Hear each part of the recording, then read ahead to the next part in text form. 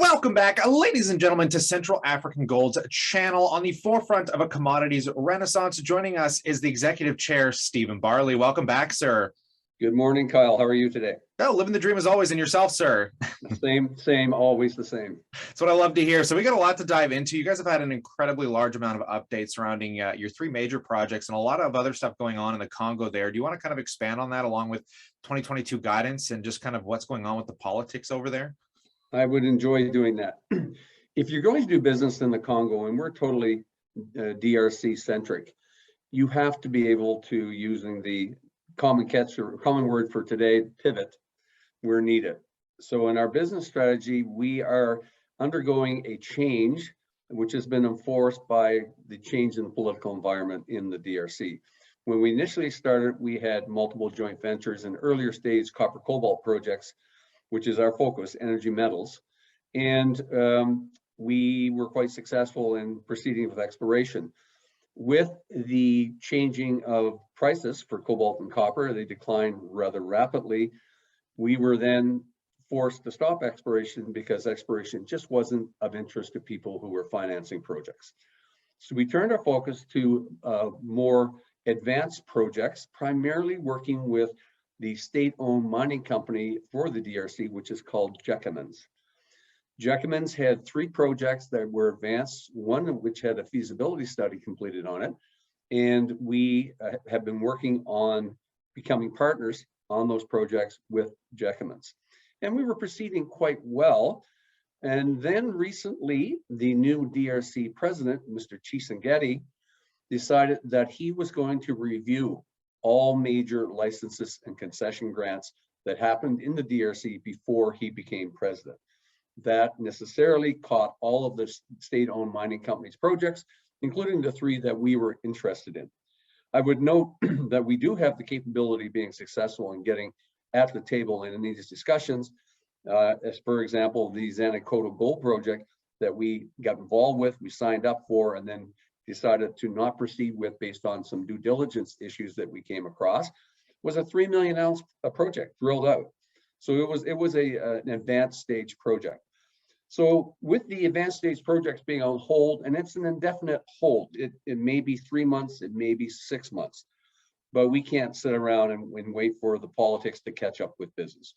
So we have 6 100% owned concessions called the King Lubas, 176 square kilometers. They're strategically located next to production in the DRC. And totaling, I think they said they're 176 square kilometers in area. So there's a lot of area. We signed the option agreement on the Musefu, which is another 924 square kilometers in Kasai Central province. And it is polymetallic. It's got possibilities for gold, silver, copper, cobalt, and the Russians are actually going after diamonds in that particular province. So there's a lot of opportunity. We are also currently completing due diligence on 3 earlier stage projects in the copper cobalt space. And once that due diligence is completed, then we expect we will enter into an agreement on at least one of the 3 projects sometime very, very early 2022. So our approach for 2022 is we're now back in the energy metals, copper, cobalt exploration space. We will do budgets on each of our projects and we will obtain funding. We're already talking to funding sources.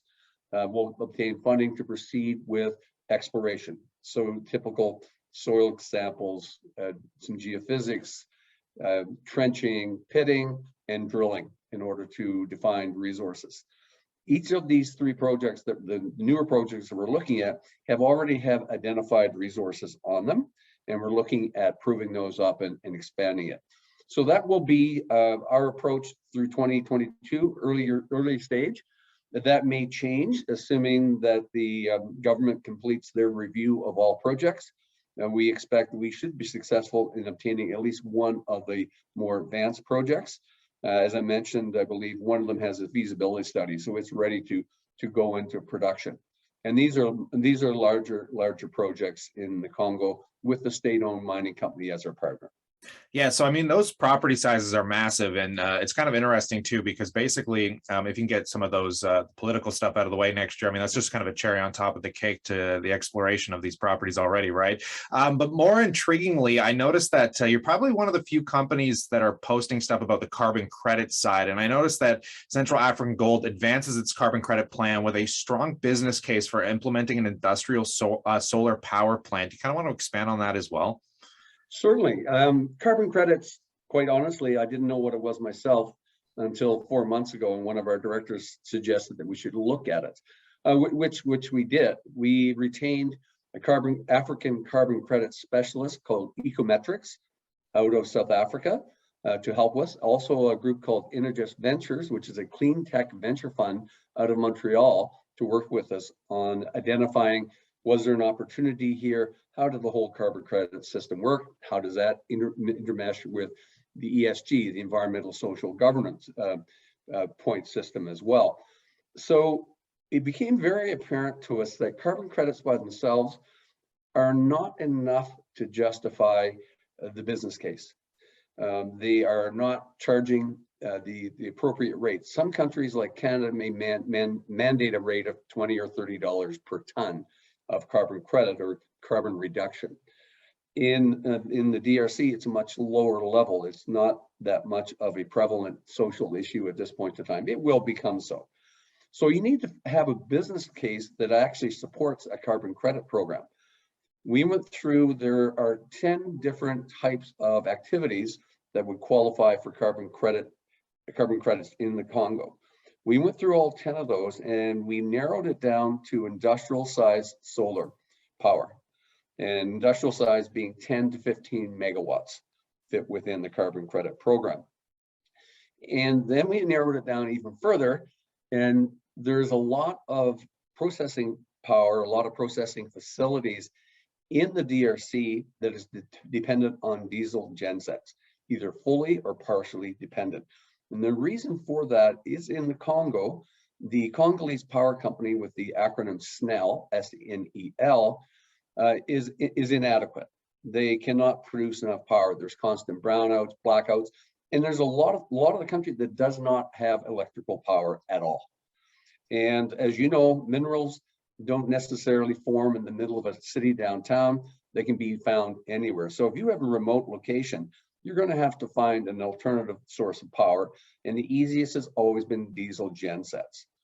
The diesel gensets, the cost per kilowatt hour is in the range of 50 cents US. The grid power cost is typically in the range of 9 to 10 cents US. Solar power, we believe, can be produced for just slightly more than the grid power cost. The cost of solar has come down tremendously. So by using solar, of course, that generates a carbon credit. And then by generating a carbon credit and using solar and being good corporate citizens, that would improve our ESG score. So it's a triple win for us. We will always be an energy metals mining company, but this is a nice, clean tech source of revenue that can happen a lot earlier than revenue from mining projects. And we think it can be fairly significant based upon our current model. So at the current time, what we're looking for, and we know of the facilities, we're in the mining game, in particular on the mineral side, we know which processing facilities are using all or partial genset power. Therefore, we can offer to them a significant savings in cost of operation. Otherwise, we may not get their interest. They tend to be, in the Congo, very economic incentive focused, and not particularly concerned about the ESG and the social consequence. So it's a new business area. We will be facilitators. We know the projects. We will obtain the power offtake agreements, and we're already through Energous Ventures talking with sophisticated and experienced solar power people, so that they will be manufacturers, installers, and maintainers, because we're not going to be a solar power focused company, but it's going to be a nice revenue source for us in the future. And the DRC is wide open. There's tons of opportunity in this space. So we'll have revenue, we'll have will obtain the carbon credits, which is another revenue source, and we'll get the benefits of the positive ESG experience that we're creating. That's awesome. I really appreciate these insights today, Stephen. Thanks for your time.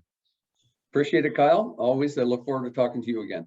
Always a pleasure, man. And if you guys ever have any questions as well, always let us know what you think in that comment section below, because this is a fascinating topic from a different part of the world for mining exploration and these kind of new evolvements in this sector. So stay cool, stay awesome, and I look forward to catching you in the next one.